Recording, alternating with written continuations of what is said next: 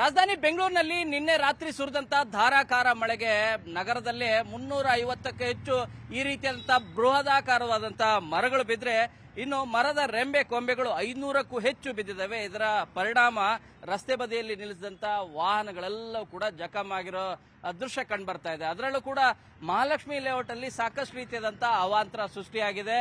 ನಾವೀಗ ಮಹಾಲಕ್ಷ್ಮಿ ಲೇಔಟ್ನ BGS ಕಾಲೇಜ್ನ ಮುಂಭಾಗದಲ್ಲಿ ಪಾರ್ಕ್ನ ಪಕ್ಕದಲ್ಲಿ ವೆಹಿಕಲ್ಗಳೇನು ಪಾರ್ಕ್ ಮಾಡಿದ್ರು. ಈ ಸಂದರ್ಭದಲ್ಲಿ ನಿನ್ನೆ ಸಂಜೆ ಸುರಿದಂತ ಬಿರುಗಾಳಿ ಸಹಿತ ಮಳೆಗೆ ಒಂದಲ್ಲ ಎರಡಲ್ಲ 3 ಕಾರುಗಳು ಜಖಮ್ ಆಗಿರುವಂತಹ ದೃಶ್ಯ ಕಂಡು ಬರ್ತಾ ಇದೆ. ಎರಡು ಹೊಸ ಕಾರ್, ಒಂದು ಮಾರುತಿ 800 ಹಳೆಯ ಕಾರ್. ರಸ್ತೆ ಬದಿಯಲ್ಲಿ ಮನೆ ಮುಂಭಾಗದಲ್ಲಿ ವೆಹಿಕಲ್ ನಿಲ್ಲಿಸಲಿಕ್ಕೆ ಜಾಗ ಇಲ್ಲ ಪಾರ್ಕಿಂಗ್ಗೆ. ಆ ಕಾರಣಕ್ಕಾಗಿ ಈ ರೀತಿ ಪಾರ್ಕ್ ಪಕ್ಕದಲ್ಲಿ ರಸ್ತೆ ಬದಿ ನಿಲ್ಲಿಸಿದಂತ 3 ವೆಹಿಕಲ್ಗಳು ಜಖಮ್ ಆಗಿದ್ದಾವೆ. ಇದು ಬೃಹದಾಕಾರ ಅಂತ ಮರ ಏನಿದೆಲ್ಲ, ಈ ಮರದ ರೆಂಬೆ ಮಾತ್ರ ಕಟ್ಟಾಗಿ ಬಿದ್ದಿರೋದು.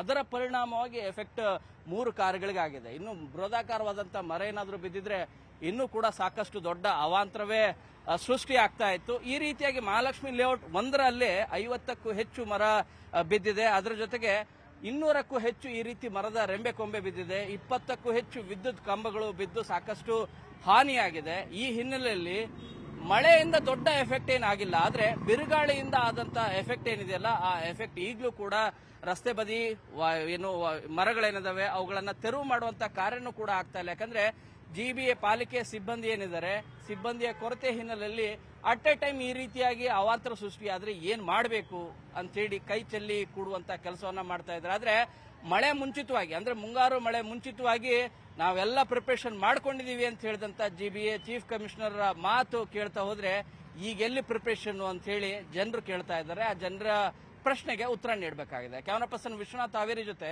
ಶರಣು ಹಂಪಿ, ನ್ಯೂಸ್ 18. ಇದು ತಪ್ಪಲ್ವಾ? ಅವ್ರದ್ದು ತಪ್ಪಿದೆ, ಅವ್ರದ್ದು ತಪ್ಪಿದೆ. ಮಳೆಗಾಲದಲ್ಲಿ ನಿಲ್ಲಿಸಬಾರ್ದು, ಮರದಡಿಗಡೆ ಬಂದು. ಬಟ್ ಜೀವ ಏನಾರ ಹೋದ್ರೆ ಯಾರು ಹೊಣೆ ಅಲ್ವಾ? ಬಟ್ ಜೀವ ಹೋಗಿಲ್ಲ, ಜೀವ ಉಳಿದಿದೆ, ಅದಕ್ಕೆ ಖುಷಿ ಪಡ್ಬೇಕು ಅಲ್ವರಾ? ಬಟ್ ಎಷ್ಟು 3 ಗಾಡಿ ಬಹಳ ಕಡೆ ಮಳೆ ಆಗಿದೆ. ಇಲ್ಲಿ ರಾಜ್ಕುಮಾರ್ ರೋಡಲ್ಲೂ ಮಳೆ ಆಗಿದೆ. ಸಿಕ್ಕಾಬಟ್ಟೆ ರಾತ್ರಿ ಅಂತೂ ಬಿದ್ದು ಹೋಗ್ತಾ ಇದೆ. ಯಾರು ಬಂದು ನೋಡೋರ್ ಗತಿ ಇಲ್ಲ ನೋಡಿ. ಸಜೆಷನ್ ಅಲ್ಲಿ ಮರ ಬಿದ್ದಿದೆ, ಅದ್ರೊಳಗಡೆ ಕಸ ತಂದು ಹಾಕಿದ್ದಾರೆ. ಅಲ್ಲಿ ನೋಡಿ, ಅಲ್ಲಿ ಕವರ್ ಅಲ್ಲಿ. ಅದಕ್ಕೆ ಸಾರ್ವಜನಿಕರಲ್ಲಿ ಕೇಳ್ಕೊಳ್ಳೋದು ನಾನು ಇಷ್ಟೇನೇನೆ, ಕಸನ ರೋಡ್ ಬದಿ ಹಾಕಬೇಡಿ. ಅದಕ್ಕೆ ಅಂತಾನೆ ಕಾರ್ಪೊರೇಷನ್ ಅವರು ಡೈಲಿ ಬರ್ತಾರೆ ನಮ್ಮನೆ ಕಸ ತಗೊಂಡ್ ಹೋಗೋಕೆ. ಇವ್ರಿಗೆ ವಿಂಗಡಣೆ ಮಾಡಕ್ಕಾಗಲ್ಲ, ಡ್ರೈ ಕಸ, ವೆಟ್ ಕಸ. ಸರ್ ಇಲ್ಲೇ ಮನೆಗಳದೆ ಸರ್, ಒಳಗಡೆ ಜಾಗ ಇದ್ರು ಹೊರಗಡೆನೆ ನಿಲ್ಲಿಸ್ತಾರೆ. ಸೊ ಹಂಗಾಗಿ ಆಗ್ಬೇಕಾದ್ದೇನೆ, ಯಾಕೆ ನಿಲ್ಸ್ಬೇಕು ಮರಗಳಡಿಲಿ? ಫುಟ್ಪಾತ್ ಇರೋದು ಬೈಕ್ಗಳು ನಿಲ್ಸೋದಕ್ಕೆ, ಮತ್ತೆ ಕಾರ್ಗಳು ನಿಲ್ಸಕ್ ಹಾಕಿದ್ರೆ ಓಡಾಡೋ ಜನ ಹೇಗ್ ಸರ್ ಓಡಾಡ್ಬೇಕು ಇಲ್ಲೆಲ್ಲ? ಅದಕ್ಕೋಸ್ಕರ ಜನರಲ್ಲಿ ನಾನು ಕೇಳ್ಕೊಳ್ಳೋದು ಇಷ್ಟೇ, ನಿಮ್ಮ ವಸ್ತುಗಳನ್ನ ನಿಮ್ಮ ಮನೇಲೆ ಇಟ್ಕೊಳ್ಳಿ.